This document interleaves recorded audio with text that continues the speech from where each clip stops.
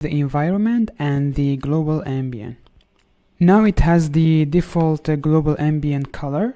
We want to change it to the background photo, so we have the reflection of the background on the text. For that, I'm going to the layers and then background photo. I will unlock it, double click on it, Ctrl A to select all, then Ctrl C to copy, and now we will go back to the 3D workspace, double click on it, go to the move tool, and the environment is selected already. Right click on it and new texture, name it anything that you want, press OK, right click again and edit. Now a new document opened, paste the photo here, then go to the image and reveal all. Then Ctrl S to save it, press OK. Let's go back to our 3D environment. As you can see, the reflection is already on the text. If we get closer, we can see this red reflection of the background on the text. Now if you go to the background, we can move this texture or the ambient light to get the different looks of the text. I'll go ahead and play with these settings and I will show you the final one, because with the 3D you have to play with the settings a lot until you get the look that you want. I don't want you to watch me playing with all of these settings. I'll just show you the final look and the final settings so you can copy them.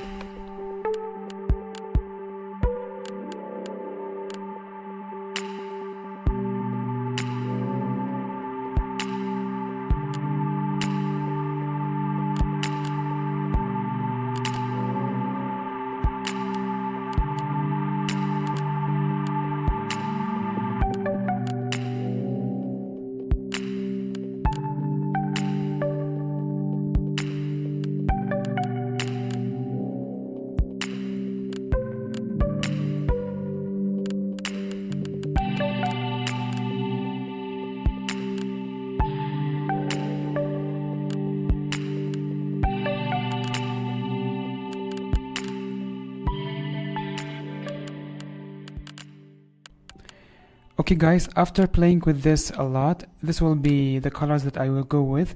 The global ambient color will be gray, and the color will be black, and the intensity will be 249. The shadow will be 0 for now, and then the ground plane you will keep it for later. You are going to play with it. Let's move the environment. I'm just playing with it to see what will look nice. I think something like this. Let's render it and see. It's good like this.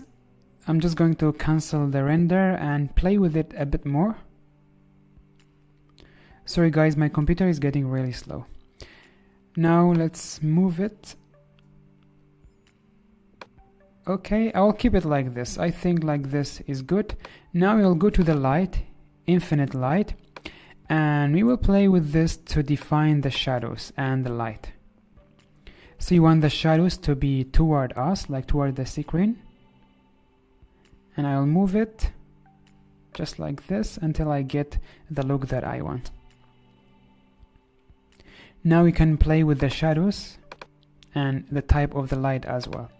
But before that, I'm going to the environment, and for the shadow I'm going to change the color to the dark gray, and I will get the color from this ground of the photo. By this we will match the shadow with the background. And then we can play with the opacity of the shadow and see what will work for us.